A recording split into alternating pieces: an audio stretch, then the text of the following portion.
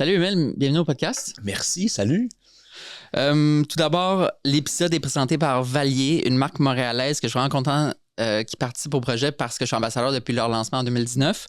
C'est une compagnie montréalaise de linge que leur philosophie, c'est de faire des vêtements haut de gamme. Je dirais même un peu style scandinave, mais avec des matériaux techniques. Ça veut dire que quand je fais du vélo, je peux être propre et pouvoir bouger. C'est parfait pour moi parce que je fais du vélo à la ligne longue. Le meilleur des deux mondes. Le meilleur des deux mondes. Je porte littéralement les pantalons Valier. C'est mes pantalons que je fais normalement du vélo d'hiver avec. Parfait pour mettre une combine en dessous. Donc, je porte un morceau quasiment tous les jours. Puis, pour le podcast, ils offrent 20% de rabais avec le code promo Drowster. Tous les détails sont dans la description. Donc, voilà. Émile, je suis vraiment content de te recevoir parce que j'ai une passion profonde pour YouTube.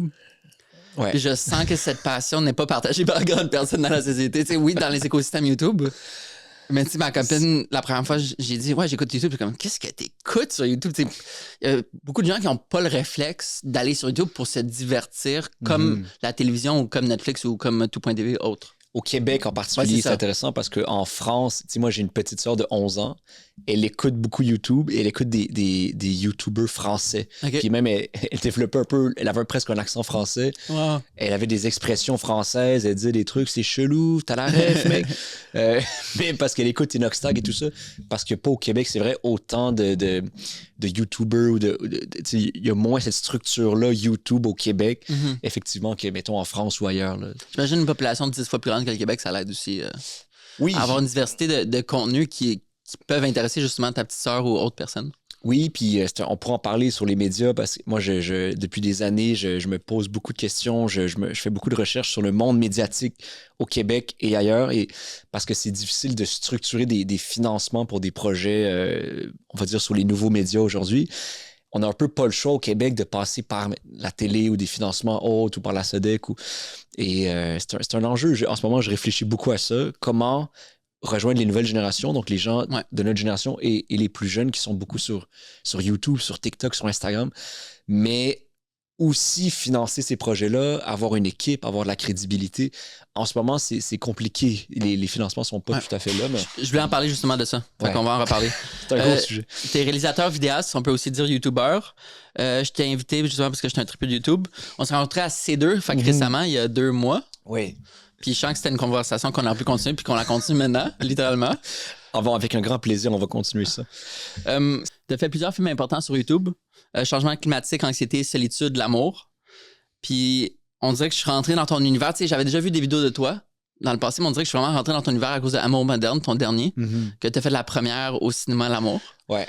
Puis moi, pour vrai, je rêvais d'aller au cinéma L'Amour depuis vraiment longtemps. Puis j'avais jamais eu l'occasion d'y aller, tu sais, parce que je vais aller voir des films porno là. T'étais là, c'est ça. C'est ça, j'étais là. Exact. Puis c'était vraiment une belle expérience. Tu sais, mettons, il y a l'aspect regarder le cinéma L'Amour comme qu'il est, qui manque d'amour, on va se le dire, mais qui est quand même un lieu mythique de Montréal. Puis là, je suis littéralement derrière ton père, puis là, j'imagine comme toi qui dis à ton père que tu fais ta première de film dans un cinéma porno, puis qu'il vient, puis là, il est juste là en train de te regarder. Et ma petite sœur de 11 ans, et beaucoup de gens étaient là. C'est ça. En fait, j'ai envie, à partir de maintenant et pour tous les prochains projets, quand on lance un projet, c'est tellement marquant. Puis pour l'équipe et pour tout le monde qui a participé, on essaie de créer un moment marquant pour tout le monde. Et pour les gens, puis en plus, ce film-là, il y avait une trentaine de personnes qui avaient participé, qui s'étaient ouverts. J'étais allé chez les gens pour les filmer. Beaucoup de gens ont participé. Et on voulait créer un événement marquant. Puis quelqu'un, je pense, un de mes amis avait dit « Faites-le au cinéma L'Amour ». Au début, tout le monde a ri, a dit « Ben voyons donc, jamais de la vie ». Puis souvent, les meilleures idées... On dit, ben, voyons jamais de la vie. Puis après ça, on y pense, puis on dit, mais attends, et si. Et donc, on a regardé si c'était possible. On a parlé aux gens du cinéma L'Amour. Hyper sympathique d'ailleurs. C'est une famille c'est une famille qui possède ça. Le petit-fils travaille maintenant. Aujourd'hui, c'est Devin qui est le fils des fondateurs. C'est vraiment une famille. Ils sont hyper gentils, généreux. Ils prennent soin de cet endroit-là mythique. Il y a toute la merch, il y a tout l'écosystème autour du cinéma L'Amour qui est comme devenu mythique. On voit des célébrités porter des t-shirts cinéma L'Amour. Mais et donc on est allé, puis ça a été un événement extraordinaire. Puis deux premières remplies là. ça a été très thématique. Puis je trouve que l'effet un peu provocateur a presque aidé au projet et à la visibilité du projet. Et donc, tant mieux. Ouais. Puis tu trouves, tu sais, tout est parfait. Tu sais, Eros et compagnie qui supportait le Popcorn Rose. Puis moi, je me fais couper les cheveux au bord de la rue chaque 2 semaines au Blue Dog. Ouais. Puis à chaque fois que je parle avec mon barbier, c'est comme, yo, cet endroit, on en parle un peu à chaque fois. Mais puis là, c'était la première fois que j'entrais, j'étais tellement content. Ouais. Puis il y a eu beaucoup de, on va dire, en amont sur les réseaux, quand je parlais, ça va être au cinéma L'Amour. Il y a eu, tous les commentaires dont on pourrait s'attendre, c'est dégueulasse, c'est pas propre, etc. Je tiens à dire, c'est hyper propre, c'est-à-dire hyper propre. Dans le cadre du Tout est lieu, relatif. tout est relatif, mais c'est hyper propre. À chaque jour, il y a une compagnie de ménage qui vient hyper, et moi je l'ai vu, puis on a fait des tests plusieurs fois, qui sont hyper précis sur le ménage, et fait que nous, avant la première, c'était hyper, tout est propre, tout est bien fait. Puis il y a quelque chose c'est une belle salle, c'est impressionnant comme salle, même une salle de spectacle, c'est une belle salle. Ouais. Puis donc tant mieux si on peut l'utiliser pour d'autres manières. Comme Charles Cardin a filmé un vidéoclip, là. Exact, on l'avait vu aussi, c'était une des raisons. Quand j'ai vu Charlotte Cardin et j'ai vu un événement de Lydia Kepinski, je pense, qui avait eu lieu au Cinéma L'Amour, on s'est dit, OK, ça peut être utilisé pour autre chose que des vidéos pornographiques. Donc, voilà. Tu sais, j'étais dans la ligne en attendant de rentrer, puis je suis comme tous les gens qui passent devant qui se demandent qu'est-ce que cette longue. Parce que la ligne était longue, elle faisait plusieurs commerces sur Saint-Laurent. Exact. Fait que c'était formidable. Pourquoi le genre de fiction te parle autant? Pourquoi allier fiction puis réalisme, réalité? C'est une bonne question. Moi, depuis, je fais des films, des vidéos depuis que j'ai 10-11 ans. C'est une immense passion dans ma vie. C'est une grosse partie de ma vie. Regarder des films, faire des vidéos. Puis, tu sais, moi j'ai commencé en faisant, on va dire, à l'adolescence, des courts-métrages de fiction. Donc, je faisais des festivals de courts-métrages. Puis, j'embarquais mes amis qui n'étaient pas acteurs, mais qui merci à eux, qui acceptaient de jouer. Et on faisait des films de fiction, des courts-métrages. Très imparfait, très drôle. Fait que j'ai toujours eu cet amour de la fiction, de la mise en scène, de l'écriture aussi d'un scénario. J'aime écrire. Tu sais, le documentaire, c'est magnifique. Puis je suis arrivé après dans tout ce qui est vidéo, plus documentaire, la vraie vie. Mais la fiction, ce qui est beau, c'est que tu peux choisir d'une certaine manière ce que les gens vont dire, comment ils vont le dire, et tu as un contrôle absolu sur tout. En documentaire, ce qui est beau, c'est que tu sais pas, j'arrive chez quelqu'un puis je lui pose des questions sur l'amour. Puis il y a des gens qui soudainement devenaient émus, puis par exemple se mettaient à pleurer, puis s'ouvraient à moi. Puis ça, tu peux pas dans tes rêves les plus fous, t'imagines certaines phrases que tu aimerais que les gens disent, ou t'imagines, si seulement telle personne disait ça, ça peut bien se monter. Mais t'as pas le contrôle, puis tu veux pas forcer quelque chose dans la bouche de quelqu'un, tu veux que ça vienne naturellement en documentaire. Fait que le documentaire est magnifique parce qu'il te surprend, parce qu'il y a des choses que tu t'attendais pas du tout qui arrivent. Tu l'as certainement vu en photo, documentaire aussi. Il y a des choses, les plus belles choses même, on peut pas les avoir prévues d'avance. T'sais. Tandis qu'en fiction, parfois, il y a aussi des choses qu'on a envie de dire sur un sujet comme l'amour. Moi, il y a des choses que j'ai envie de dire que peut-être j'ai pas pu les dire directement en documentaire, mais on va faire une mise en scène à côté. Je vais rajouter un peu d'humour avec des acteurs, puis on va montrer les cycles de l'amour rapide. Puis là, on va pouvoir vraiment s'amuser avec la mise en scène, puis dire une autre partie du sujet. Donc, les deux se complètent vraiment bien dans mon esprit. Pour analyser un sujet, puis je veux continuer de le faire mieux, mais analyser un sujet, une question, avec à la fois un traitement fiction, un traitement documentaire. Et Donc, ça amplifie ton message dans le sens où il y a des choses que tu veux dire spécifiquement dans le partage de l'histoire, puis la fiction, c'est le véhicule pour se faire. Exact. C'est comme un train. Il y a plusieurs wagons dans le train, Ah ouais, je comprends. mais le train avance. Le train, ça peut être un sujet sur les changements climatiques. Là, je prépare je suis en post-production d'un documentaire en Amazonie sur les changements climatiques. Ça, c'est plus documentaire, mais quand même, j'espère avoir une grande question, une grande quête dans ce film-là, puis beaucoup d'informations qui avancent, comme un petit train. Mais là, sur l'amour moderne, on a plusieurs wagons. On a le wagon des témoignages des gens. On a le wagon de mon analyse en face caméra. le wagon fiction. Tout ça avance. J'espère que ça essaie de donner un petit peu des clés aux gens qui cherchent des réponses, mais aussi peut-être juste de divertir ou d'émouvoir. Est-ce que tu sens justement que ça amplifie le divertissement quand tu rajoutes la fiction? Exact. Je pense que le format docu-fiction rend ça plus grand public d'une certaine manière. Oups, j'ai touché le micro, faut que je fasse très attention à ce micro. Le format docu-fiction permet... Tu sais, moi, j'ai été collaborateur à l'émission de Julie Snyder, La semaine des 4 juillet. Ouais. Puis j'ai donc eu la chance de parler à plein de gens, notamment dans l'équipe de Julie, Stéphane Laporte, mais Julie Snyder aussi, qui ont une grande expérience en télé, en divertissement grand public au Québec. Puis ça m'avait marqué que Julie Snyder disait... Tu sais, parfois, il faut que tu enrobes la pilule d'une certaine manière pour faire passer de l'info, même en info pure. Il faut que tu aies quelque chose autour. Faut que ça a l'air appétissant, attirant, intéressant pour le grand public. C'est normal, les gens ont tellement de choses dans leur vie. Pourquoi ils vont aller cliquer sur ton film? Pourquoi ils vont aller au cinéma? Il faut qu'il y ait quelque chose d'attirant, de drôle, de touchant, de divertissant. Ajouté, il faut qu'il y ait une valeur ajoutée à juste l'info, juste, tu sais. Donc, j'essaie, je suis encore au tout début de ce processus-là, mais j'essaie de trouver des manières de créer des expériences divertissantes, touchantes, complètes, qui entourent un propos. Tu sais, je demande ça très naïvement, mais on est dessus, parce qu'on dirait, la première fois que je me suis rendu compte d'un docu-fiction, c'est quand même récemment. Mm-hmm.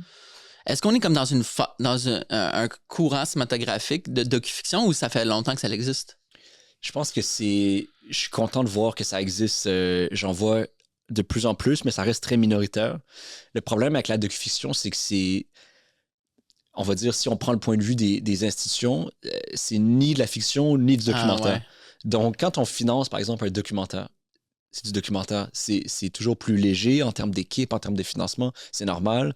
Puis ça, moi, je suis habitué avec des très petites équipes ou moi-même, avec ma caméra, je pars en documentaire. Quand on finance la fiction, c'est complètement une autre game parce que là, il faut des beaucoup plus grandes équipes, plus d'équipements, plus de temps. Et donc, le problème, c'est que moi, mon rêve, ce serait que la docu-fiction soit traitée comme une fiction, c'est-à-dire qu'on ait les ressources d'une fiction et que ça se ressente même dans les parties documentaires.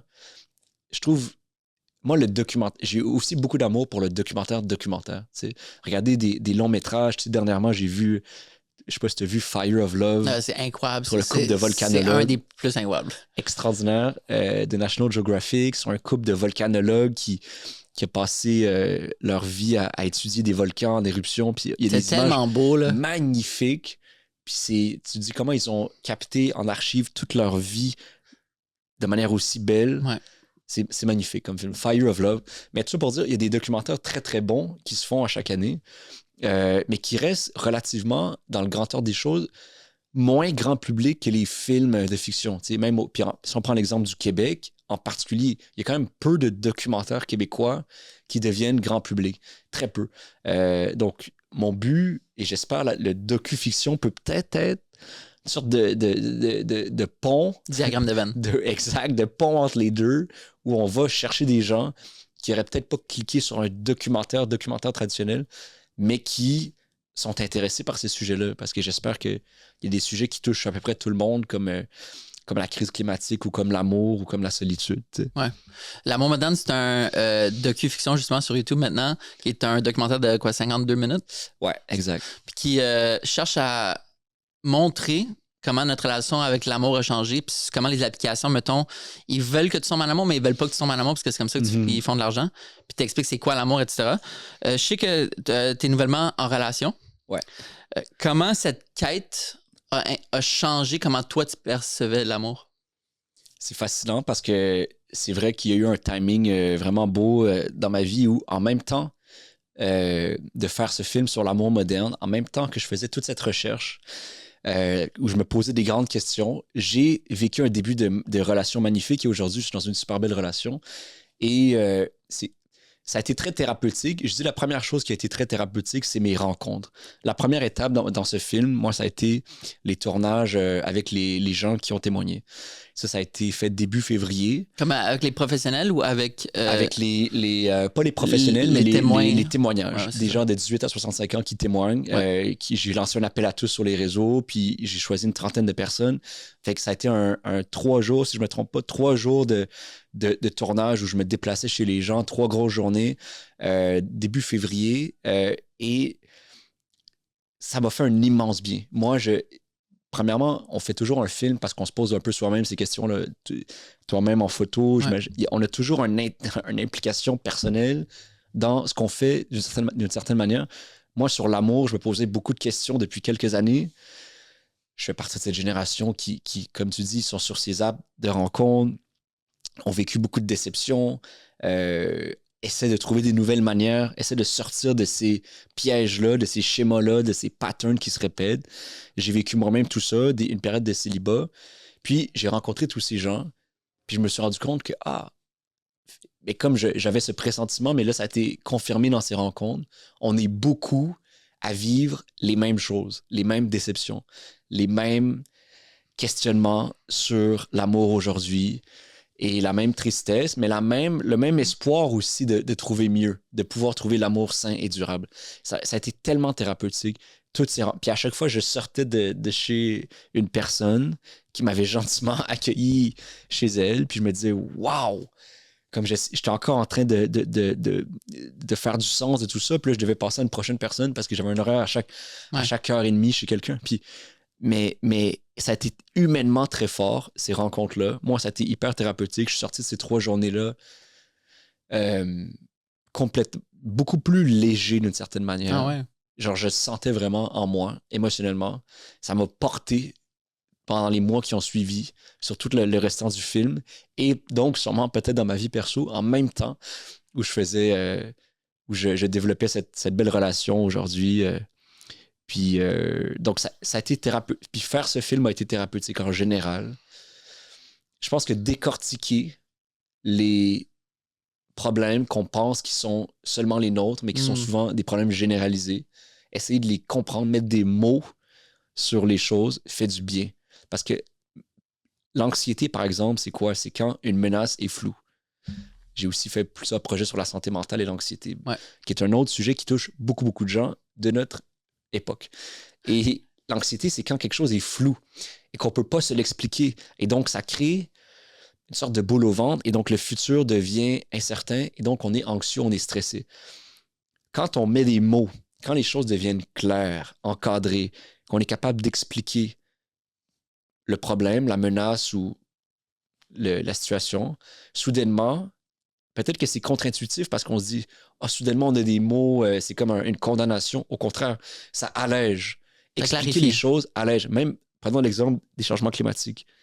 L'éco-anxiété, c'est quand les choses paraissent impossibles à résoudre. Cette crise-là, on ne pourra jamais s'en sortir. Le monde va s'écrouler. On vit de l'éco-anxiété.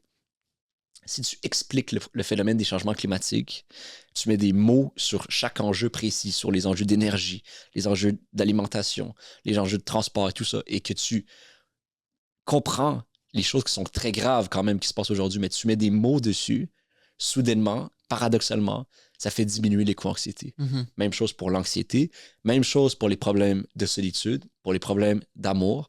Et tout ce que je me suis rendu compte dans les derniers mois, ce que j'ai fait dans mes projets, c'est aller vers les gens pour comprendre des enjeux qui, je crois, nous affectent tous. Est-ce qu'il y avait des connaissances par rapport à l'amour qui étaient tellement acquises pour toi, puis qu'en faisant le documentaire, tu t'es dit, wow, OK, la manière que je pense, c'est pas correct?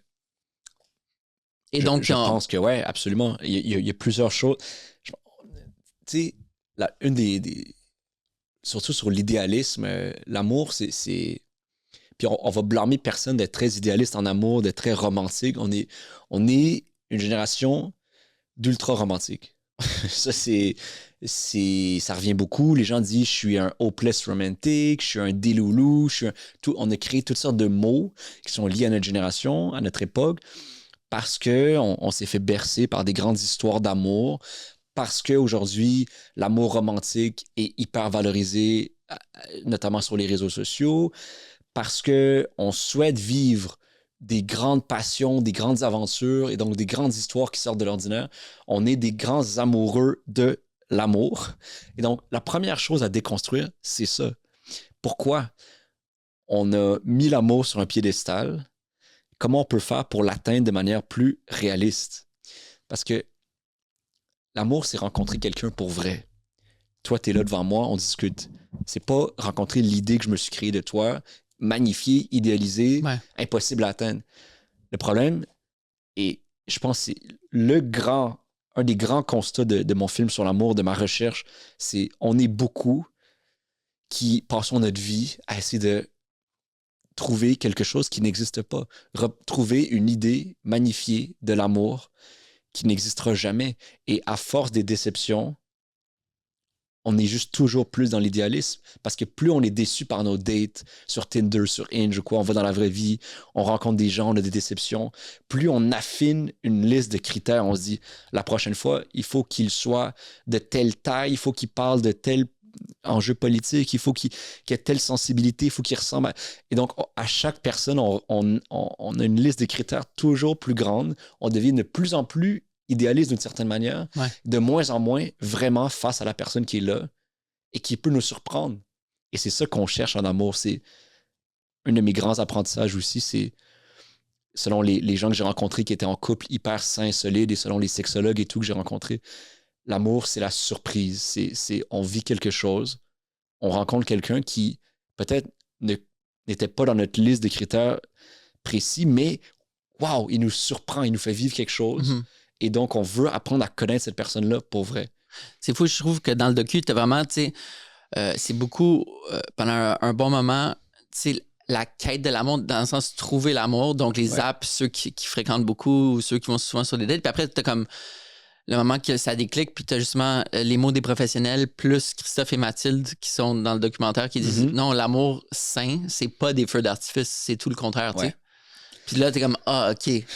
C'est tout ça qu'il faut déconstruire. Puis, by the way, j'ai shoot le mariage de Christophe et Mathilde il y a 2 semaines. Comme littéralement. Christophe et Mathilde, ils sont un couple magnifique, tellement beau et sain qui apparaissent dans le film. Et t'as fait leur mariage, wow. Ouais. Puis leur mariage était très sain. Ben oui, j'ai adoré les rencontrer. Ils sont très drôles, ils ont raconté un peu leur histoire, leur première rencontre et tout. C'est tellement beau à voir comme rencontre. C'est aussi ça, la chance d'avoir des gens qui veulent participer, qui acceptent de te raconter leur histoire. Ils ont été tellement exceptionnels. Et les gens, et tous les gens célibataires aussi que j'ai rencontrés. Ce qui est beau, c'est qu'il y a des gens là-dedans qui disent littéralement dans le film « Je crois plus à l'amour ». Right? Qui me disaient « Émile, je ne vivrai plus jamais l'amour. J'y crois plus. » Et littéralement, 4 mois plus tard, à la première du film, au cinéma L'Amour, certains arrivaient avec leur nouvelle blonde chum en disant finalement ce que je te dis, mais vraiment à la première du film dans lequel ils disent ça. Donc, il y a quand même quelque chose de beau et ça confirme aussi ce que le sociologue Jules Pector l'Allemand dit dans le film. Toute sa thèse, c'est ça, c'est pour vivre l'amour aujourd'hui, il faut d'abord commencer en disant j'y crois plus. Parce que à toutes les époques, l'amour, c'est un récit. L'amour romantique, roman, c'est un récit. On a besoin d'un élément déclencheur, on a besoin d'une situation initiale. Et ça, c'est toujours le monde rend l'amour impossible. Il y a trop de guerres, il y a trop de crises dans le monde qui empêchent l'amour. Ou moi, j'ai trop vécu de déception, j'ai trop eu de traumatisme, etc. Je ne peux plus vivre l'amour. Soudainement, élément déclencheur, je rencontre quelqu'un qui me surprend. Et l'amour, comme un récit, arrive dans ma vie alors que je m'y attendais plus du tout. Et ça me fait revivre le plus bel amour au monde. Et donc, c'est peut-être la seule manière de vivre l'amour aujourd'hui. On commence en disant qu'on n'y croit plus et puis ça nous arrive. Comment ce documentaire-là a eu une réception ou est différent des autres? Comment celui-ci se distingue? C'est une bonne question. Je pense qu'il y a eu une belle réception d'un groupe élargi de gens, c'est-à-dire à la fois des gens de ma génération et plus jeunes m'en parlent beaucoup. Beaucoup de gens m'ont écrit que c'était peut-être qu'ils se sont vus dans le film, que c'était thérapeutique pour eux, justement. Bon, ça, c'était tout le but. Donc, Donc, ça me fait très plaisir. Mais des gens aussi, d'autres générations plus âgées, des artistes, des gens que je croise même dans la rue, des gens de la génération de mes parents, même et de mes grands-parents m'ont parlé.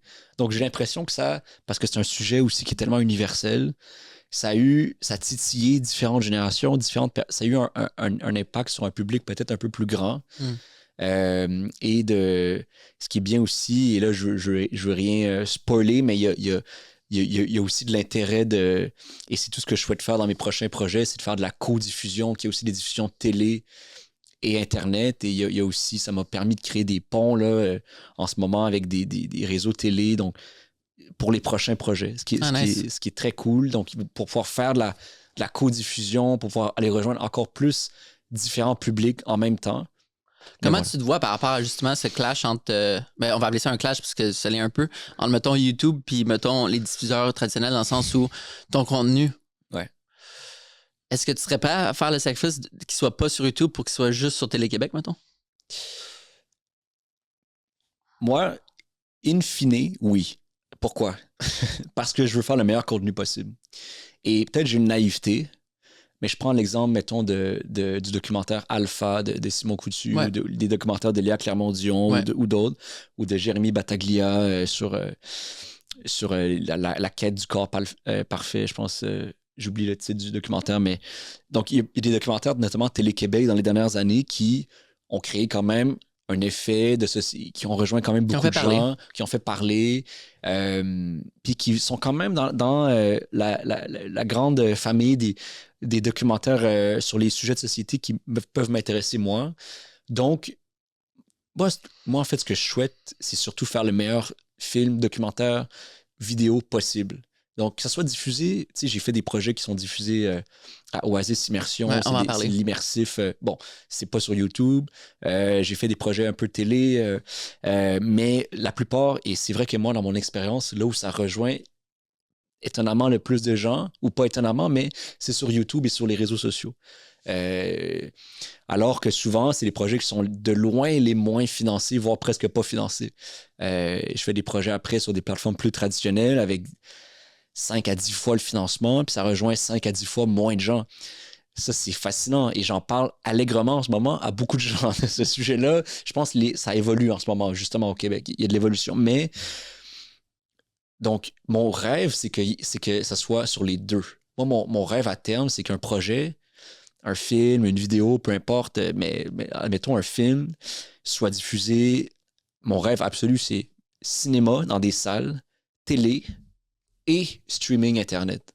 Tout ça. Et même, je dirais, décliné en vidéos plus courtes sur TikTok, Instagram et compagnie. Tout ça. Et même, j'ai cette phrase que je dis, j'espère que l'art, je suis peut-être optimiste et naïf par rapport à ça, mais pourra à la fois être sur TikTok et dans un musée et tout ce qui est entre les deux. Est-ce que, de par tes conversations puis ton expérience avec l'industrie puis par tes connaissances, est-ce que c'est faisable, justement? Parce que moi, une de mes questions avec YouTube, c'est comment... Parce qu'on s'entend que Google prend une part importante de revenus. Ouais. Est-ce que c'est possible de financer de la culture pour YouTube puis d'avoir un certain retour sur investissement? Comme l'investissement est beaucoup plus grand que juste financièrement? Ben, déjà, prenons l'exemple des médias traditionnels ou du cinéma au Québec. Le cinéma au Québec n'est pas rentable. Ça, c'est un fait. C'est-à-dire, les films, la grande majorité des films au Québec sont pas du tout rentables. C'est le gouvernement, c'est la SODEC et Téléfilm qui financent avec de l'argent public des films pour faire exister la culture québécoise. Sinon, il n'y aurait pas de films. Parce que au Québec, il y a plusieurs choses. Un, on n'a pas un bassin de gens assez grand la plupart du temps pour faire rentabiliser un film qui coûte 4, 5, 6 millions et plus. Souvent, le box-office, mettons, au Québec, un film qui est un grand succès fait 1 million au box-office. Ouais. Si ça atteint 2 millions, c'est un immense succès. On parle de champagne. Exact. Fait c'est déjà rare que ça atteigne 1 million au box-office. Donc, souvent, les films qui commencent à 4, 5 millions et plus, des fois, il y en a qui coûtent moins cher, des micro-budgets, mais globalement, des films produits au Québec, c'est 4, 5 millions et plus, sont jamais rentables. Ils perdent jusqu'à 50, 60, 80% de leur budget. Et donc, c'est de l'investissement. Au Québec, ce qu'on fait, le gouvernement s'est dit, on va quand même faire exister une culture, on va investir. Avec raison, il faut le faire. Et je veux continuer de voir des films québécois, des séries québécoises et tout. Donc, il faut investir dans la culture sans s'attendre nécessairement à une rentabilité. Des fois, oui, il y a des exceptions. Il y a des films qui réussissent à percer à l'international, qui deviennent rentables et tout. Mais c'est un investissement. Et donc, si on fait ce choix-là d'investir dans la culture, il faut faire ce choix-là partout, je crois, moi. Parce que, force est de constater, même si on se dit on se met des lunettes roses, puis on voit le monde, on est un peu élitiste, on va seulement investir dans le théâtre, dans le cinéma, dans la réalité sur le terrain. Ouais. Et je vous le dis, et tu le sais très bien, c'est que les jeunes et les gens en général sont beaucoup sur YouTube. C'est la plateforme numéro 1 d'écoute avant tous les réseaux télé, selon un sondage récent en Amérique du Nord, au Canada aussi. C'est avant tous les réseaux télé en termes d'écoute.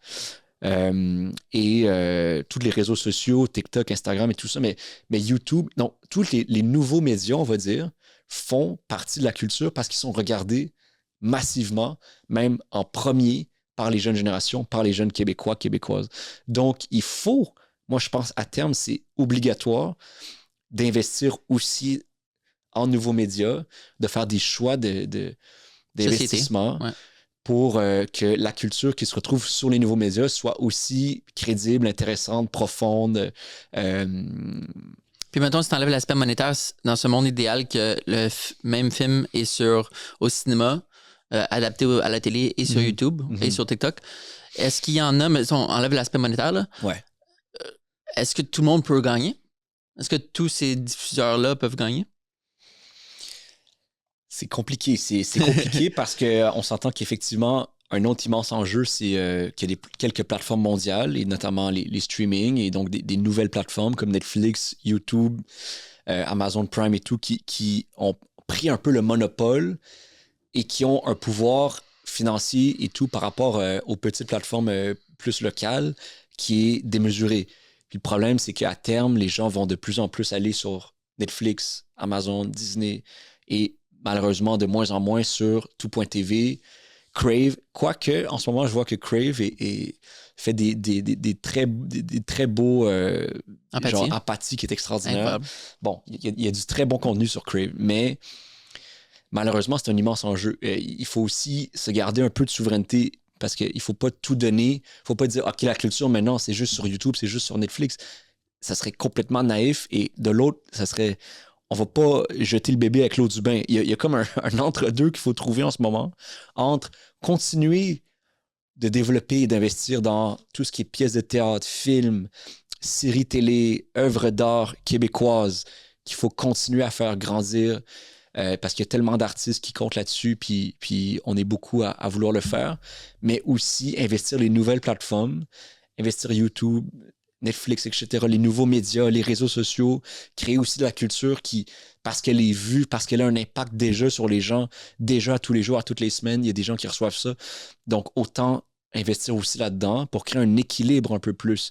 C'est juste, et je disais dernièrement à Carleton, il y avait un festival de journalisme avec notamment beaucoup des médias, et je disais, c'est juste de créer un peu plus une justice Rebalancer. et d'investir, rebalancer là où les yeux des gens sont. Ouais. Les yeux des gens sont parfois au cinéma, parfois au théâtre, parfois à la télé, mais aussi beaucoup parfois sur les nouveaux médias. Donc, rebalancer l'équilibre.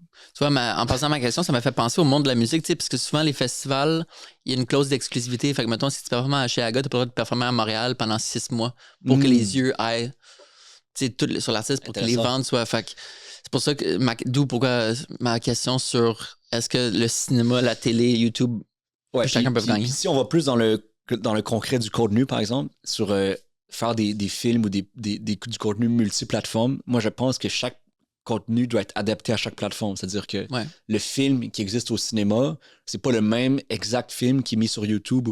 Je pense qu'il y a le film au cinéma, il y a une version télé qui est peut-être un peu différente, raccourcie. Il y a une version YouTube encore un peu différente, raccourcie. Et il y a des versions déclinées, peut-être des extras, des scènes extras sur les réseaux sociaux et tout. Donc, pour moi, c'est comme un écosystème plus qu'on met tout sur toutes les plateformes en même temps. Tu sais. Qu'est-ce que tu penses de la mode en Chine présentement de faire des séries sur TikTok?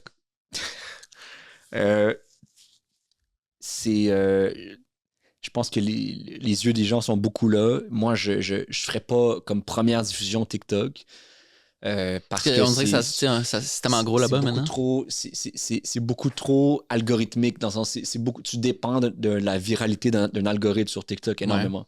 Puis tant mieux, ça permet, pour moi, c'est très bien pour la promotion, comme pour ramener des yeux des gens. Si tu fais de la musique, tu veux aller chercher, tu fais un concept viral, puis ça amène les gens à écouter ta musique ou ton film. Moi, j'ai mis des extraits du film sur TikTok, puis c'est bon pour la promotion, mais pour diffuser, premièrement, je pense pas que c'est nécessairement adapté.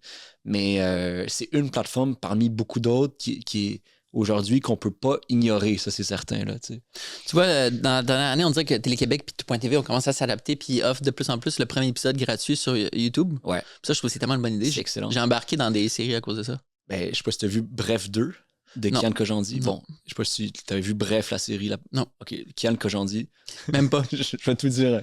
Non, mais Kian Kojandi, c'est un humoriste français et qui écrit la série Bref, qui est devenue iconique, qui était comme des très courts épisodes de 3-4 minutes avec une narration rapide. Puis bon. Sur quelle plateforme? La première saison, c'était comme 80 mini-épisodes. C'est sur Canal+. Okay. Et ça a été sur YouTube après. Là, c'est sur YouTube. Et la deuxième saison, c'est sur Disney+. C'est des plus longs épisodes de 30 minutes. Et c'est très, très bon. Je te recommande. Et ils ont mis Disney+, le premier épisode de 25 minutes sur YouTube. Et ça a été un immense succès. Ça permet beaucoup de rejoindre des gens. Puis après ça, d'amener les gens sur Disney+, pour voir la série qui est exceptionnelle. Donc, il y a des manières de faire. Puis moi, je parle à des gens de Radio-Canada, de Télé-Québec, de plein de réseaux qui me disent à peu près tous, on veut être sur YouTube, on veut être, mais pour des raisons souvent qui dépassent même leur contrôle, souvent des conventions sociales, des ententes, c'est très complexe, mais qui dépassent leur contrôle, ils peuvent pas encore être vraiment sur YouTube tant que ça.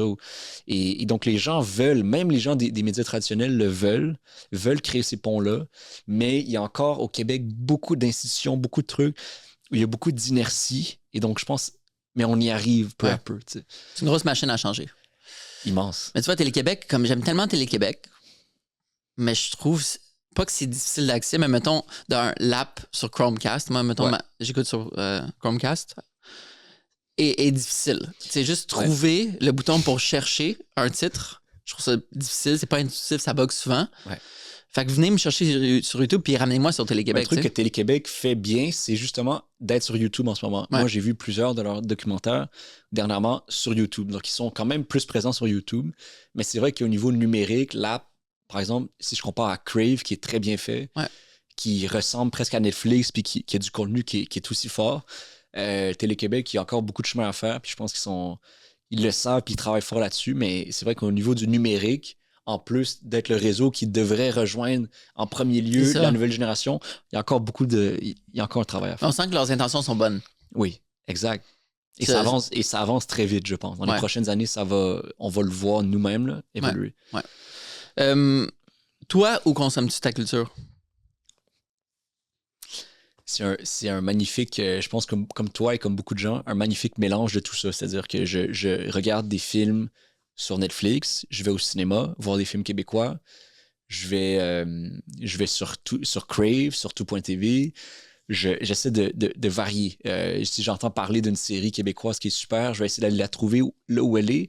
Le problème, c'est qu'on se retrouve avec 10 000 plateformes très vite différentes, mais bon, je lis beaucoup de livres, ça c'est important. Moi, dans ma vie, la lecture, c'est une de mes manières principales d'absorber du monde et de l'information du monde, c'est par la lecture. J'ai beaucoup d'amis aussi qui sont dans des domaines d'art différents, musique, théâtre et tout, danse, qui m'amènent dans leur spectacle, dans leurs pièces de théâtre. Donc, en ce moment, je suis beaucoup aussi dans tout ce qui est art émergent, donc des pièces de théâtre, des gens de la relève qui sortent du conservatoire ou des pièces de danse. Et j'essaie d'absorber, je suis admiratif de tout ça à la fois. Et je pense pour n'importe qui, c'est magnifique d'avoir plein de sources d'art dans sa vie, pas juste Netflix, pas juste Radio-Canada, pas juste Instagram, j'espère, mais un mélange de tout ça, puis d'être ouvert à tout. J'essaie de pas, même sur TikTok, je suis ouvert à des TikTok ou des artistes sur TikTok, autant que je peux être ouvert à une bonne pièce de théâtre, autant qu'une pièce de théâtre peut être complètement décevante, puis vraiment pas être un bon moment, autant qu'un TikTok peut être décevant. Il y a du bon, il y a du mauvais partout, mais j'essaie, et je pense que c'est très... La modernité, c'est beaucoup ça qu'on fait. On choisit un peu, on crée sa culture selon qui on est. On se fait un éventail de tout ça. Là, toi aussi, j'imagine, tu as cette variété-là. Le plus diversifié possible. Ouais. J'essaie de penser Je suis jamais allé voir un spectacle de danse. Ça, c'est sur ma liste avec ma copine d'aller voir un spectacle de danse. En fait, c'est impressionnant parce que c'est une maîtrise du corps. Mais je sais même pas par où commencer pour comme trouver une pièce qui me parle. Place des Arts. Il y a beaucoup de festivals aussi de danse ou qui mêlent danse et autres formes d'art. Mais il y en a beaucoup quand même à Montréal. Faisons une parenthèse sur les livres parce que j'ai beaucoup lu, mettons, de 2016 à 2020. Je lisais un livre de non-fiction par semaine. C'est très bon, ça. Puis je sais que tu as aussi beaucoup lu, puis tu as beaucoup lu par des phases dans des périodes courtes. Ouais. Moi, mettons, au début de la pandémie, mois d'avril 2020, là, en l'exprimant, je me rends compte que oui, la pandémie a souvent eu un impact sur ce que je vais dire. Ouais. Mais j'ai fait comme ce que je considère une overdose d'informations. Ouais. Je lisais 3 livres de non-fiction par semaine, dont dans ce mois-là, j'ai lu le Coran. C'est quand même chargé. Tu as lu le Coran? Ouais. Parce que je voulais comprendre. Puis je serais curieux de savoir quels ont été tes takeaways de cette lecture. Pour vrai, constant qu'elle est arrivée au même moment que l'overdose d'informations, pas grand-chose. Mais je sens que j'étais comme... Je peux plus lire pendant vraiment longtemps. Puis même des articles, c'était trop d'informations. Est-ce que ça t'est déjà arrivé, justement, une overdose d'informations? Bien sûr. Et je pense que c'est un autre gros sujet de notre époque, c'est que beaucoup de gens vivent ça, exactement. Beaucoup de gens sont... Parce qu'on demande aux gens de suivre tout en même temps et d'être engagés sur tout en même temps. Si on est sur Instagram aujourd'hui, il faut avoir un mot à dire sur ce qui se passe à Gaza, ce qui se passe en Ukraine, ce qui se passe dans tel pays, sur la crise climatique, sur la crise du logement à Montréal. Il faut tellement être informé sur tout et prendre position sur tout que je pense que c'est un immense poids sur les épaules des gens. Donc, moi, je suis plus un adepte de dire chacun fait ce qu'il peut et on choisit ses combats d'une certaine manière. Donc, on ne peut pas être informé sur tout, mais on peut choisir pendant un moment de lire plus de tel auteur, telle autrice ou sur tel sujet pendant un moment. Mais on ne peut pas tout faire tout en même temps. Et c'est le piège aussi du monde dans lequel on vit. Si on essaie de tout faire en même temps, on ne va rien faire et on va exploser. Ça va être tragique. Donc, j'essaie de lire et je reviens d'une semaine en Gaspésie puis où j'étais pendant une semaine coupé complètement. J'avais pas de téléphone, pas d'Internet, rien, pas de technologie. Ça fait un immense bien et on se rend compte très vite qu'on n'en a pas besoin à tous les jours ou à chaque heure comme on l'a dans notre quotidien en ville. On est branché constamment et je pense pas que ce soit nécessairement une bonne chose, même pour la pensée, pour l'engagement citoyen, c'est pas nécessairement une bonne chose. Je pense qu'on a besoin de réfléchir. S'emmerder. Réfléchir et passer du temps seul. Et c'est bien de juste s'asseoir puis laisser notre tête. Alors, faut pas être tombé fou, faut pas tomber trop là. Mais réfléchir, ça fait un bien immense pour faire de l'ordre dans ses pensées. Puis les nouvelles idées, ça émerge quand on a un moment en forêt, en marche, quand on s'assoit chez soi puis qu'on a 45 minutes à rien faire. Donc, la lecture aussi, c'est une forme de méditation parce que tu concentres ton attention sur une chose pendant 45 minutes, 1 heure. Ça fait un grand bien aussi. Donc, moi, c'est ce qui m'aide beaucoup, c'est ça. Et de prendre des moments comme ça pour pas toujours être hyper connecté à tout le temps. Là, Parlons de la Gaspésie, parce que je voulais en parler. Tu as fait un trek de plusieurs jours pour traverser la Gaspésie. Yes. Est-ce que c'était... t'avais été invité ou tu l'as organisé? En fait, c'est mon ami Laurent que je salue. Et moi, j'ai fait il y a 2 ans avec mon ami Laurent et mon ami Vlad la traversée de Charlevoix. Je sais pas si tu connais. Ouais. Bon, c'est une autre semaine de randonnée. D'ailleurs, je viens de voir que Jay du Temple l'a fait en 3 jours. Ouais, je m'en vais le faire. Je m'en vais documenter Jay qui s'en va le courir. Tu t'en vas le 125? Ouais. Bon, moi, j'admire ce que fait en ce moment Jay et je suis ardemment tout ce qu'il fait au niveau sportif. Ça n'a aucun sens, hein? C'est vraiment impressionnant, je te dis. C'est vraiment comme le faire à la course. Même son vidéaste maintenant, Phil Rouleau. Exact. Phénoménal. Comme Ouais, le fait, exact. je sais pas si tu as vu la vidéo YouTube qui est Je sortie viens hier. hier soir sur la traversée de Charlevoix, Moi j'ai aussi, vu, c'est j'ai vraiment écouté beau. hier soir. Puis comme le fait que Phil puisse Phil, c'est un ultra-marathonien aussi. Ouais. Mais le En fait fait, moi, qu'il je me puisse pose le la filmer, question, puis peut-être tu as la réponse pour moi. Comment il fait pour le suivre tout le long et le filmer tout le long? il court. Comme Donc, il suit tout le long en quoi?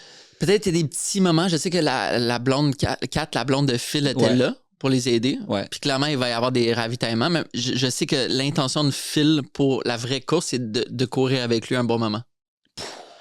Fait que, C'est hyper impressionnant parce que filmer, cadrer, Ouais. aller chercher l'image, mais tout en suivant, puis un bon rythme, Jay, tout le long, c'est exceptionnel. Moi, Ouais. moi, je me demandais techniquement comment c'est possible, mais bravo. Mais Phil, c'est une machine comme il fait ça avec Mathieu Ouais. Blanchard, il fait ça pour Salomon. Aussi Mathieu Blanchard qui est hyper impressionnant. Je suis tombé dans un rabbit hole depuis quelques temps et ça m'intéresse beaucoup en ce moment, les exploits sportifs humains. Je trouve ça tellement beau et touchant et inspirant. Mais donc, sur la traversée de Charlevoix, nous, on l'a fait en 6 jours. Donc, ce que Jay a fait en 3 jours, ça s'apprête à faire en une journée. On l'a fait en une semaine. Mais j'avais adoré ça. Ça, c'était il y a 2 ans. Puis c'était en refuge. Puis c'était. Le sentier, il est organisé par qui? Il est organisé. Bonne question. Je pense que ça s'appelle la traversée de Charlevoix. Okay. Puis je pense pas que celui-là, c'est la CEPAC. Je pense que c'est vraiment. C'est possible que ça soit la SIA? Alors, ça, c'est en Gaspésie. Okay, c'est ça. En Gaspésie, ce que je viens de faire, ça faisait partie de la SIA. Ok, ça, j'ai découvert ça cette semaine, littéralement en Gaspésie. Les grands sentiers, il y a comme les grandes routes, là, puis celle qu'on a fait en Gaspésie la semaine dernière, c'est la grande route, la GR-A1. Okay. Mais on l'a pas fait la GR-A1 au complet, on a fait le segment des Chic-Chocs. Mais il y en a qui font le GR-A1 au complet, je pense que c'est le 600 km, c'est tous les Appalaches. Bon, c'est une des plus importantes, une des plus longues au monde. Mais tout ça pour dire, on avait fait la traversée de Charlevoix. Moi, j'ai adoré une semaine en nature de marche avec les gros sacs à dos. Avec les amis. Il y a quelque chose, à la fois, c'est quand même sportif, il y a quand même un petit défi physique, mais ça fait un immense bien d'être immergé dans la forêt pendant une semaine. Combien de kilomètres par jour? Celui-là, je pense que c'était 125 km, donc c'était autour de 20 par jour. Parfait. 20-25. Et là, en Gaspésie, on a fait 90 km, mais beaucoup plus de dénivelé. Okay. En 6 jours. Fait que c'était un peu moins de kilomètres. C'était comme un 15-20 par jour. Mais on faisait 2 monts en général par jour. Fait que c'était beaucoup de montées, descendre. Et sur des magnifiques monts. Puis là, on était 4 amis. Puis c'est un truc que je recommande à tous. Moi, j'ai découvert. Puis c'est beaucoup à l'initiative de mon ami Laurent, qui lui adore la randonnée et tout ça. Puis il nous a fait découvrir ça. Puis je recommande à tous parce qu'on est très chanceux au Québec d'avoir autant de magnifiques, puis toi tu connais, qui est allé là, qui a documenté ça, d'avoir autant de magnifiques espaces parmi, selon moi, les plus beaux au monde. Là, puis isolés aussi. Isolés. Le fait que tu as des centaines de kilomètres avec très, très peu de personnes. Ouais. C'est une chance énorme. La Gaspésie, c'est quand tu arrives au sommet du mont Jacques-Cartier, du mont Xalibou, pour moi, c'est vraiment dans les plus belles vues, les plus beaux paysages au monde. Puis on marche là, puis on se dit, waouh, c'est magnifique. Puis c'est quoi le plus beau de ce dernier voyage en Gaspésie, selon toi? Comme le moment que ça t'a frappé? Le jour 4, on était. Donc, c'est le mercredi, on a fait 13h30 de marche. Quand même, c'est une grosse journée de 8h le matin à 9h30 le soir. Wow! Et c'était une trentaine de kilomètres parce qu'on a fait comme des allers-retours. On est allé voir des points de vue. Bon, c'était 30 km, quand tu as un gros sac à dos avec tout ce qu'il faut pour la semaine sur toi, c'est quand même beaucoup. Et physiquement, c'était intense. Puis il y a beaucoup de roches et même une partie dans la neige. Cette journée-là, on descendait la neige. Et c'est comme tu es au mois d'août, il fait 20 degrés, mais tu glisses dans la neige sur le sommet des montagnes. C'était magnifique. Puis donc, après 13 heures de marche, on marche dans le noir parce que là, il fait noir, on a nos lampes frontales. On voit rien, on avance dans les sentiers comme ça, puis là, on voit juste mon ami Mehdi, il dit, attendez, il y a 2 Mehdi était là? Mehdi, ouais, Mehdi Agnaou, je sais pas si tu connais. Ça me dit quelque chose. Ouais, bon, c'est mon ami humoriste, comédien. Il était à C2? Je crois pas. Non, je me trompe avec Massy. Massy, ouais, exact. Mais Massy, qu'on salue aussi, qui est sportif aussi. Et donc, mon ami Mehdi me dit, il y a 2 yeux rouges. Il y a 2 points rouges, comme des yeux. Puis là, on met nos lampes frontales et juste vraiment là où la caméra est, donc à comme 2 mètres de nous, il y a 2 yeux qui se lèvent, qui s'avancent. Et là, on est là, on voit comme une forme se dessiner et un immense orignal noir nous fixe. Et vraiment, il nous fixe, il n'y a pas du tout peur de nous. Et là, on est bloqué dans le sentier. L'orignal noir, et là, nous, ça fait 13 heures qu'on marche, on est un peu dans une sorte de folie. Puis là, tu as cet orignal-là, puis là, il fait un pas vers nous. Puis là, tu as deux de mes amis qui s'en vont dans la forêt, qui ont peur, il va-tu nous charger? Finalement, l'orignal, après quelques temps, a juste passé tout droit, mais comme en nous saluant. Puis c'était juste tellement beau et c'est tellement impressionnant. C'est tellement gros. On est beaucoup plus petit. On se rend compte aussi quand on passe un moment en nature que on est les êtres humains, la place qu'on occupe dans le monde, elle a été énormément agrandie par la modernité, par les énergies fossiles, par la civilisation. Mais globalement, quand on est laissé à nous-mêmes dans la nature, on n'est pas du tout aussi grand, aussi fort qu'on pourrait le penser. C'est ça qui est beau quand on passe un moment en nature. Puis bon, on voit des animaux comme ça, puis voilà, c'est impressionnant. Ouais, toi, j'imagine que tu as aussi eu des moments extraordinaires en nature. Ouais. C'est juste, surtout dans le désert, je demandais aux Bédouins souvent quand je les prenais en photo, je suis comme, est-ce que tu te sens puissant, powerful ou powerless face à la nature? Puis tu vois, moi, je me ressentis powerless tout le temps, mais eux autres, ils disaient powerful. Justement, cette relation à la nature, puis comment qu'elle peut être grande, puis n'importe quelle action, que ce soit en nature ou autre, qui diminue ton ego est tout le temps positive, on dirait. Exact. C'est beaucoup, beaucoup ça, être en nature. C'est diminution de l'ego, se rendre compte que puis on a besoin des autres en nature, on a besoin que l'autre nous aide à transporter. Quand on est en groupe, vraiment, on sent qu'on a besoin d'être un groupe. On arrive en refuge, on sépare les tâches, on se fait manger, on a besoin des autres, on a besoin de la nature, on a besoin de l'eau pour boire, on a besoin de... Donc, c'est une relation, on se rend compte qu'on est très interdépendants, très vulnérables, et c'est quelque chose de très beau là-dedans, de dire on appartient à la nature, et parfois, il faut se le rappeler, je pense. Ouais. Surtout aujourd'hui, au 21e siècle, il faut se rappeler qu'on appartient à un grand monde naturel qui nous dépasse. Ouais. Est-ce que l'eau était bonne? L'eau était très bonne. Comme l'eau des ruisseaux? Ouais. Puis nous, on avait les petits aquatables, des petites pastilles qu'on met dans l'eau. Beaucoup de ruisseaux. Il y avait de l'eau stagnante un peu. On se baignait. Il y a eu une journée magnifique où on montait un mont. Puis au gros soleil, il faisait très, très chaud. On arrive en haut de la montagne et il y avait juste un petit oasis, un petit lac. Comme dans Tintin, dans les bandes dessinées, quand ils sont dans le désert. Puis il y a un oasis, puis là, il se lance, finalement, il tombe dans le sable parce que c'était juste un oasis, mais c'était juste un mirage. Mais nous, c'était vraiment un vrai petit lac qui est avec des petits arbres au milieu d'un genre de désert au sommet d'une montagne. Et on est allé se baigner là. C'était de l'eau limpide, claire, comme t'en vois rarement. Tu dis, il y a très peu de gens qui sont allés dans cette eau-là. Il y a très peu de vie qui autour de ça et on en profite. Donc, la nature, c'est aussi... Ouais, l'eau était magnifique. Les arbres, la forêt. Mon ami m'a dit que Chalut, lui, a fait une grosse partie, toute une journée, nu-pied. Donc, il faut imaginer, avec le sac à dos. Le sac à dos et tout, c'est quand même... c'est lourd. Il a fait, je pense, un 15-20 km nu-pied. Non. Parce qu'il disait, je veux essayer de sentir... de sentir vraiment plus les sensations de la nature. Et on le voyait, on était vraiment impressionnés. Moi, j'ai fait un 2 heures avec lui et c'était très tough et ça fait très mal. On n'est pas habitué du tout. Ouais. Mais c'est vrai qu'on n'est pas habitué à sentir. Mais tu dis, nos ancêtres faisaient ça. Ouais. Bon. Mais il doit y avoir quelque chose avec, tu sais, d'être directement sur le sol. Oui, puis tu sens la mousse. Ouais, la mousse. C'est comme un tapis pour les pieds. Puis après ça, il y a des roches. C'est plus piquant. Il faut faire attention. Mais tu sens les sensations. Il y a quelque chose de beau. Ouais. Tu me donnes le goût de faire ça d'ici un an. Je sais pas si tu connais Chris Martin de Coldplay. Ouais. Qui est un de mes idoles. J'ai vu Coldplay à Toronto il y a quelques semaines et c'était exceptionnel. Et lui aussi marche beaucoup de nu-pieds. Quand il arrive dans une ville, à chaque tournée, bon, il marche dans la ville nu-pieds. Puis, bon, fait pour l'aider à se grounder, là, il dit, parce qu'il y a tellement de... Quand tu fais des shows dans des stades à 50, 60, 80 000 personnes à chaque 2-3 jours, je peux même pas imaginer comment tu montes en adrénaline tellement haut. Il faut aussi être capable de te grounder, là, tu sais. Comment jongles-tu ta balance entre être devant la caméra puis derrière la caméra? Très belle transition. Merci à toi. Je préfère être derrière la caméra parce que ce que j'aime le plus, c'est rencontrer en documentaire, quelqu'un qui est devant la caméra ou des acteurs, travailler avec des acteurs en fiction.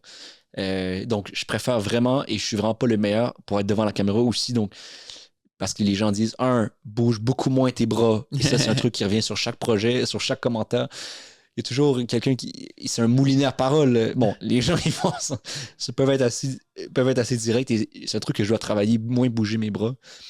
Mais est-ce que les gens t'analysent beaucoup quand tu es devant la caméra? Moi, je le fais parce que des fois, c'est juste naturel de porter le texte que j'ai écrit. Si j'ai écrit un texte sur la recherche que j'ai fait sur l'amour, ben c'est juste naturel, c'est dans mes mots d'être aussi celui qui le porte.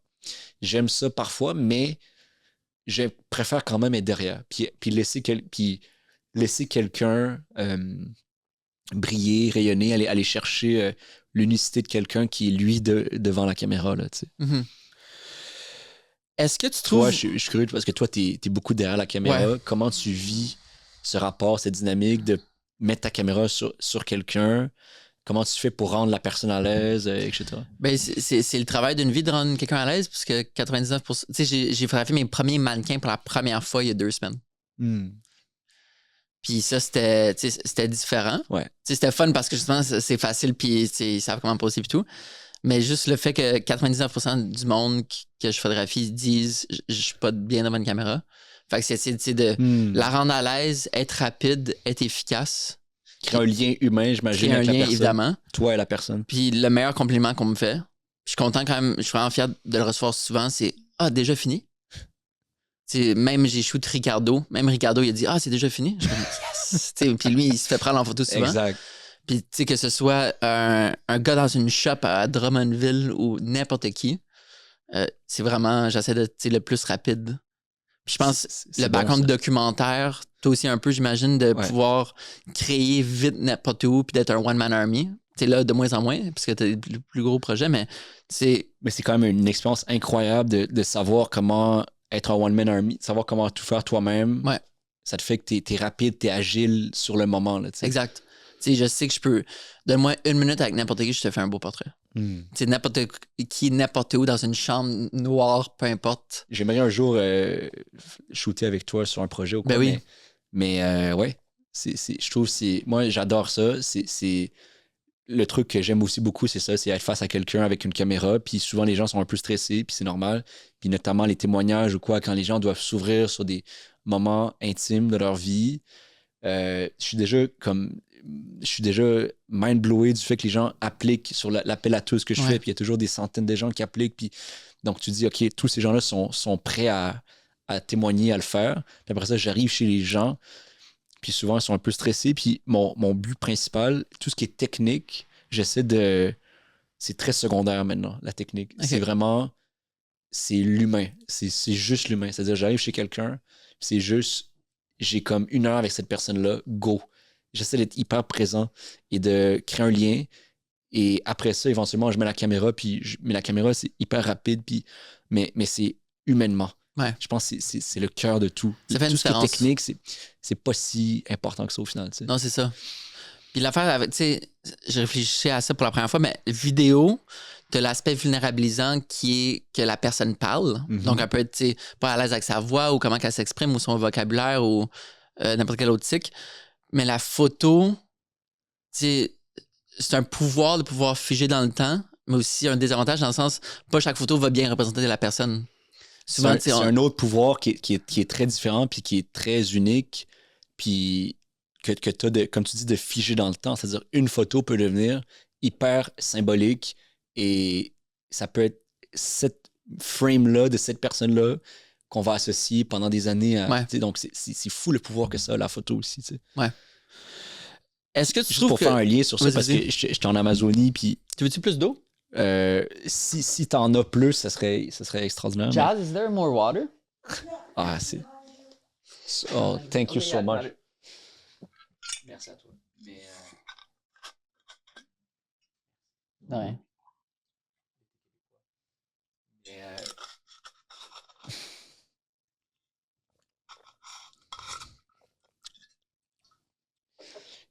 Donc, j'étais en Amazonie il y a quasiment 1 an pour un tournage de documentaire, notamment avec des communautés autochtones. Ouais. Et dans la communauté dans laquelle j'étais, pendant quelques jours, j'ai habité dans une communauté qui s'appelle la communauté Uru et Uawa.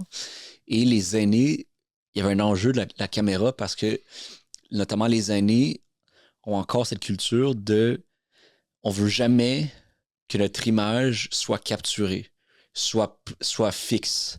Ils veulent pas que leurs images n'existent nulle part. Et donc, c'est très difficile de les prendre en photo, de les prendre en vidéo, puis c'est normal, il faut respecter ça. Donc, moi, il y en a plusieurs que j'ai pas pu filmer dans la communauté. Les plus jeunes ont pu plus apparaître dans le vidéo, mais ils ont vraiment cette culture-là depuis des millénaires de dire l'image part avec nous. Quand on meurt, on part aussi avec notre image, avec tout la représentation de nous. Et donc, dans leur culture, c'est plus difficile de fixer, d'ancrer ou de représenter les gens. Donc, c'est toute une autre manière de faire. Quand on regarde, nous, ici en Occident, à Montréal, on est beaucoup dans l'image, on est beaucoup en train de se représenter, se prendre en photo, se prendre en vidéo. On existe beaucoup dans la sphère numérique, médiatique. Mais moi, je pense qu'il y a peut-être parfois un peu il y aurait un juste milieu à prendre de aussi laisser aller sur l'image ou sans se dire je veux pas exister en ligne parce que je pense qu'aujourd'hui, puis ça peut être magnifique pour plein de choses, mais un laisser aller sur l'image, tu sais, de dire si j'existe, je peux exister de plein de manières différentes en ligne. Ouais. Ne pas essayer de contrôler trop son image, les photos, les vidéos, tout ça. Bon, d'apprendre de ça, ça peut être important. Puis je le vois, je trouve sincèrement que ça amène du malheur quand les gens essaient de trop te contrôler. Parce que veux pas, il va y avoir des images de toi qui vont sortir que tu n'auras aucun contrôle. Sûr. Puis c'est juste, il faut accepter que une photo ne représente pas ton individu, tu sais. Même une série photo. On est les seuls qui analysons nos images avec autant de détails. Tu sais, les gens, quand ils regardent une photo de toi ou quand ils te regardent toi, ils regardent ton énergie, ils regardent qui tu es, ils regardent ton charisme, ils regardent ce que tu dis, ils regardent plus que ton physique. Là, tu sais. Donc, il y a quelque chose où il faut, c'est ça, revenir à qui on est, plus que comme de quoi on a l'air, tu sais, parfois. Ouais. Ça, c'est très bouddhiste de dire ça. Est-ce que tu trouves que, mettons, tu sais, les humoristes, c'est un art spécial, une forme d'art spécial, parce qu'il faut vraiment qu'ils vivent des choses pour raconter des choses. Ouais. Est-ce que tu as l'impression que tu dois vivre... artistes, d'ailleurs. Ouais, c'est vrai. Est-ce que tu trouves que tu dois vraiment vivre beaucoup de choses pour créer des choses? Oui. Ça, je pense c'est bien sûr, pour raconter, il faut prendre le temps de vivre. Moi, j'ai un cadre chez moi qui est mon cadre avec mes principes de travail et inspiré de... J'aime beaucoup le peintre Jean-Michel Basquiat, bon, que tu dois connaître, que j'aime beaucoup.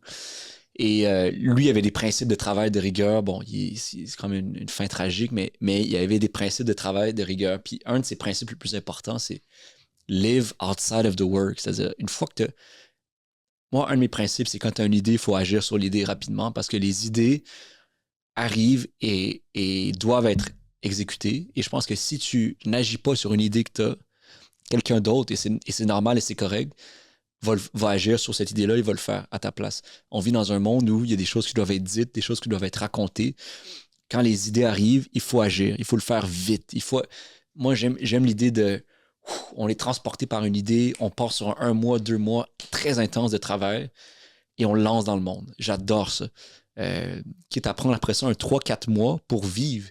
C'est peut-être très privilégié ce que je suis en train de dire. Moi, ce que j'aimerais faire à terme, dans une année, c'est pas un équilibre au quotidien de vie, mais c'est vraiment parce que des fois, il y a de l'intensité qui est nécessaire, mais c'est un équilibre au bout de l'année parce qu'il y a des périodes où on travaille très, très fort, on exécute des idées, des projets, puis des périodes où après ça, on a le contrebalance, on peut se permettre de vivre, d'aller voyager, d'aller faire des rencontres, d'aller faire des randonnées en Gaspésie, comme je suis un peu en train de faire depuis quelques semaines.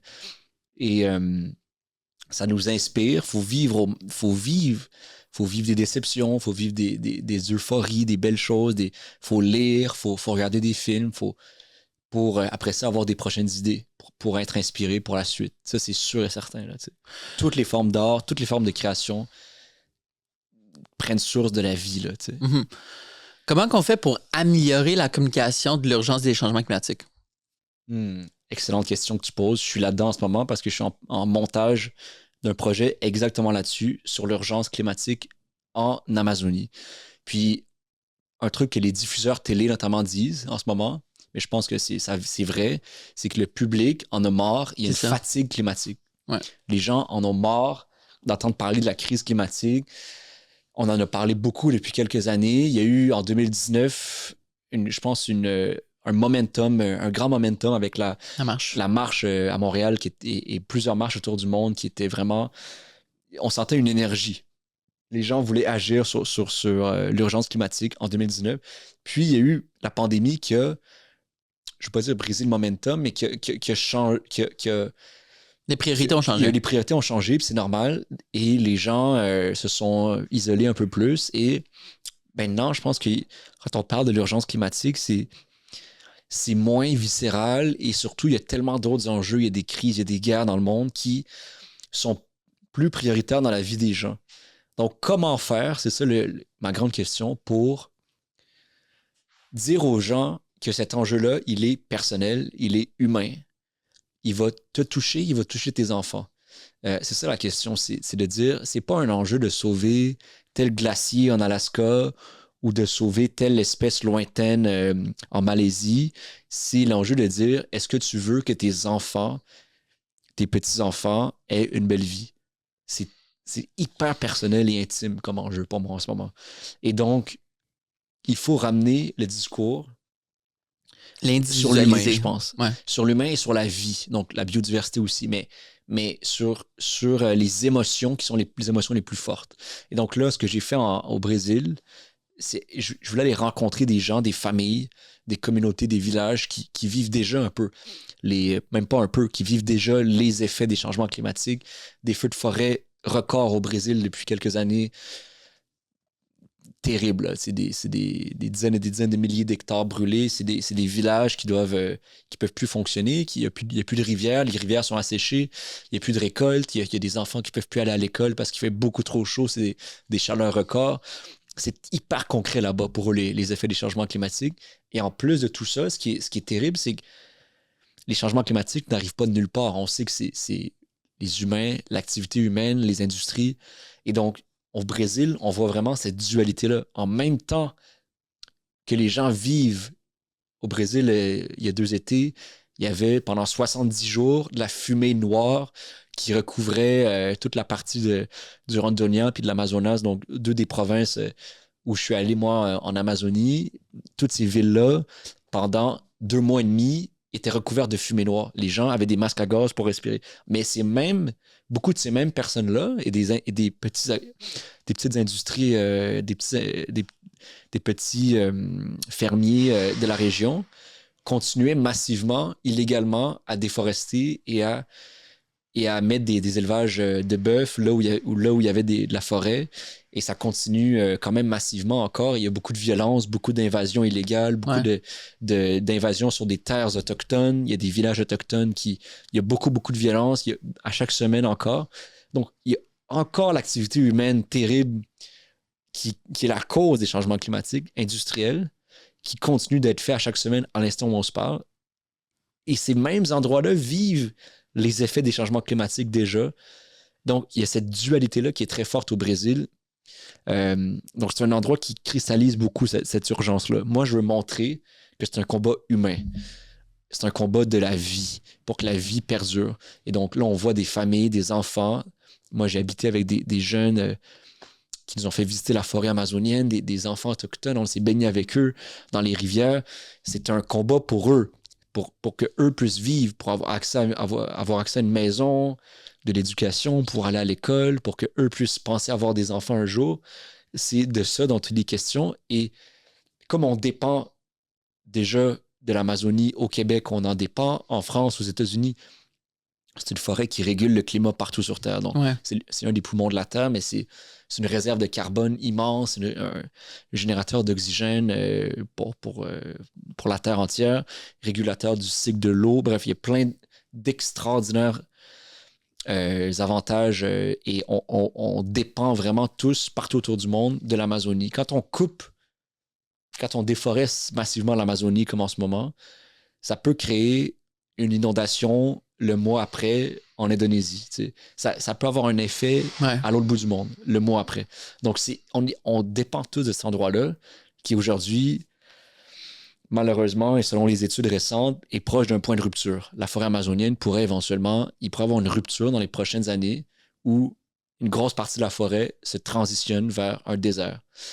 Littéralement un désert. Et on le voit dans plusieurs endroits où je suis allé, où des grosses patches de forêt deviennent tranquillement de la savane, puis des déserts. Ce qui est absolument terrible pour la biodiversité, pour les gens, pour les humains. Bon, sans faire tout le documentaire et sans tout dire maintenant, c'est un enjeu humain. Puis je crois qu'il faut pas tomber non plus dans on veut absolument jamais créer d'éco-anxiété, il faut juste se mettre des lunettes roses, il faut juste être positif, juste parler des solutions, juste parler de ce qui va bien. Je pense pas que ça marche non plus, parce que les gens sont pas naïfs. Les gens savent très bien qu'il y a une crise. Les gens veulent avoir, je crois, l'heure juste, les faits justes. Donc, faut être très réaliste, faut dire les faits comme ils sont. Je vais essayer de le faire bien sur les effets en ce moment des changements climatiques, les causes chiffrées, démontrées, faits à l'appui. Très crédible là-dessus. Mais deux, faut pas être défaitiste. Puis il faut dire, voici ce qu'il faut faire de manière urgente, tous ensemble. Puis c'est ça, je pense qu'il faut insister là-dessus. Il y a bientôt la COP30 au Brésil, justement, en novembre, qui va être la plus grande conférence jusqu'à présent sur les changements climatiques. J'aurais aimé d'ailleurs peut-être y aller, mais bon, là, peut-être ça va être trop tôt, mais ça va être dans les prochaines années, il va falloir faire des grandes décisions au niveau mondial et je pense que c'est urgent et on le fait, mais il faut le faire beaucoup plus vite pour répondre à ce grand problème-là. Mais il faut avoir tous les faits devant soi. Et ce qui est beau, c'est que les solutions, elles sont là. Mhm. Les solutions, elles sont portées par des peuples autochtones, par des peuples de la forêt, par des organismes partout autour du monde. Il y en a des milliers qui font la reforestation, qui connaissent la biodiversité, qui connaissent d'autres manières de faire de la nourriture, de l'agroforesterie. C'est des gens qui ont les solutions. Il faut juste les écouter et leur donner des ressources. Ouais. On dirait qu'en réfléchissant à la manière de mieux communiquer médiatiquement, ça m'a fait penser à comment mieux communiquer de l'individu à l'autre. Je suis pas très. Je confronte pas dans la vie, j'aime pas ça confronter, mais tellement souvent, je vois, mettons, quelqu'un qui attend dans sa voiture, dans des conditions, mettons, qui fait 20 degrés dehors, t'as pas besoin d'air climatisé ou de chauffage, qui laisse son char allumé, puis j'ai juste le goût d'aller cogner comme Hey. Puis tu peux pas dire éteins ton char, tu sais, dans le sens, faut que tu puisses trouver un point de. Un argument qui puisse résonner. Tu sais, c'est comme. Excuse-moi, est-ce que ça te dérange d'éteindre ton véhicule parce que nos primes d'assurance sont toutes en train de monter à cause des changements climatiques, des inondations?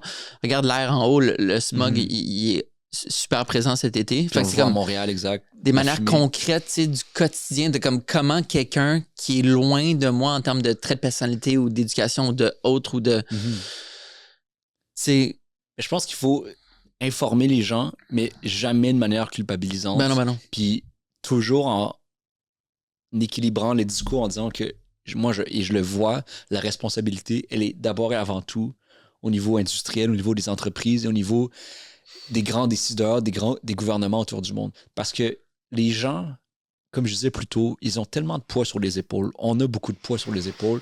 On a beaucoup d'enjeux, des crises économiques, notamment. On ne peut pas faire toujours la meilleure décision économique, acheter la nourriture bio tout le temps.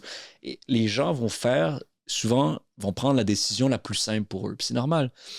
Il faut que la décision la plus simple soit la décision durable et responsable. Ouais.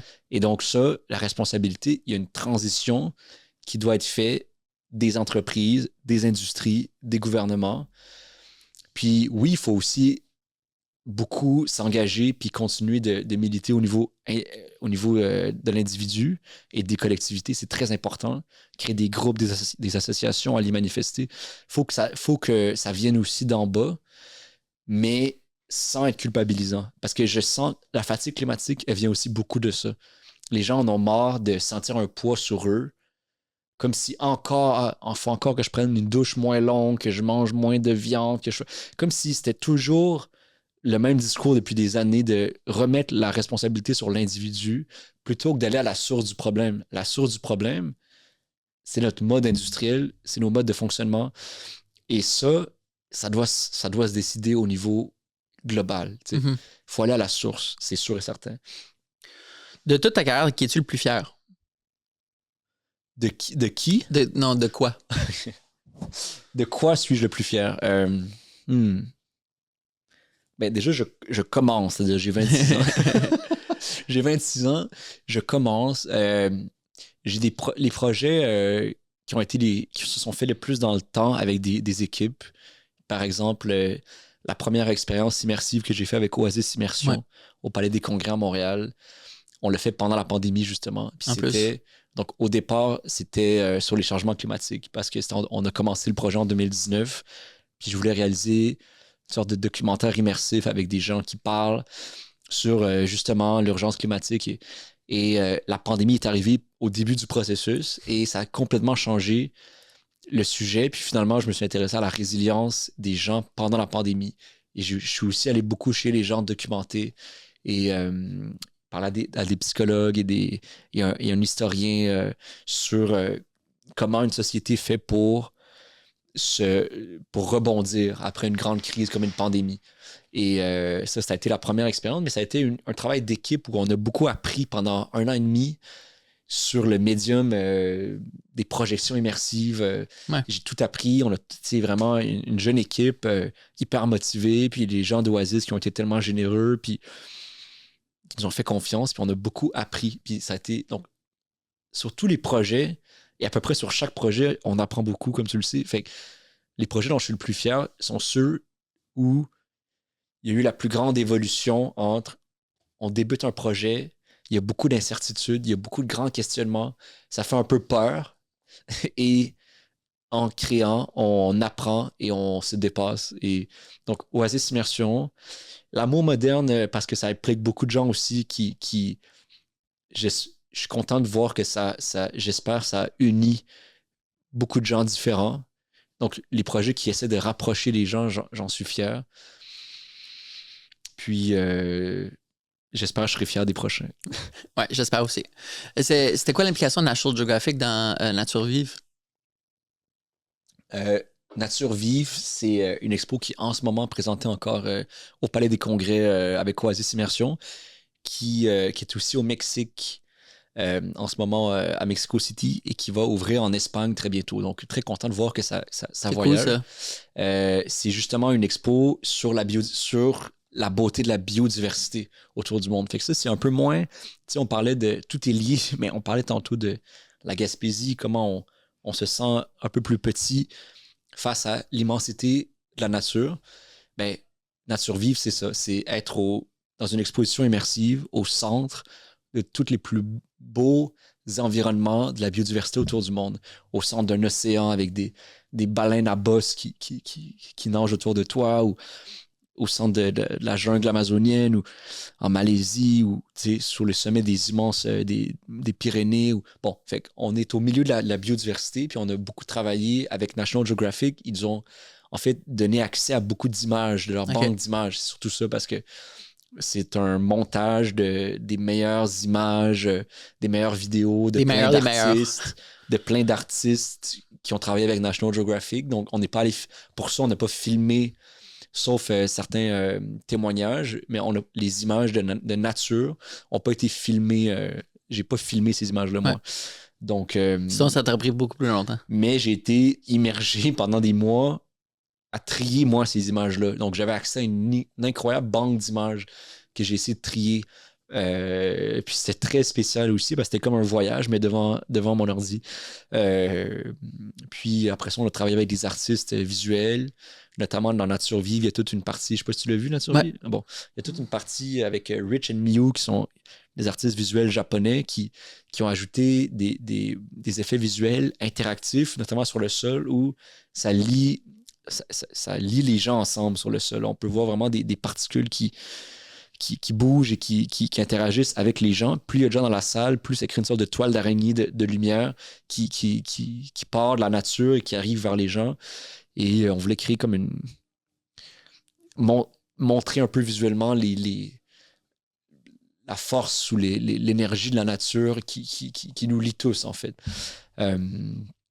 Et aussi les signaux d'alarme de cette même nature qui est menacée aujourd'hui, qui nous envoie de plus en plus de signaux, comme on le voit dans les feux de forêt puis les événements climatiques de plus en plus extrêmes. La nature nous envoie des signaux qu'on ne peut pas ignorer, qui nous oblige à agir. Puis dans Nature Vive, il y a tout un moment où les signaux deviennent trop chaotiques, prennent tout l'espace dans la salle, comme un bouillonnement de la salle en immersion. Et après ça, on voit l'action humaine. Puis on voit j'ai aussi fait beaucoup de recherches sur les actions en cours pour sauver la biodiversité autour du monde. Puis il y a eu beaucoup d'initiatives vraiment qui ont eu du succès pour repeupler des populations d'animaux, reforester certains endroits, remettre en activité des corails. Bon, il y a plein d'initiatives quand même vraiment inspirantes qu'on a trouvées.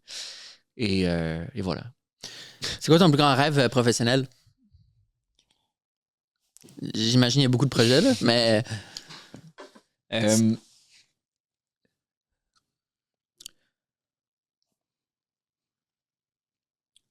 Ben, j'aimerais faire un projet qui soit à la fois diffusé dans un environnement soit immersif ou en tout cas dans un environnement présentiel. Donc, ça pourrait être un film au cinéma, mais j'aime beaucoup l'immersif justement parce que ça crée une expérience un peu plus complète que le cinéma et surtout plus viscérale. Ouais. Mon rêve, c'est de créer un film qui soit à la fois une expérience, mettons, musicale, sensorielle. J'aime beaucoup la musique, j'aime beaucoup le fait de faire vibrer, d'essayer de faire vibrer par de la musique, par des sens, par des sons.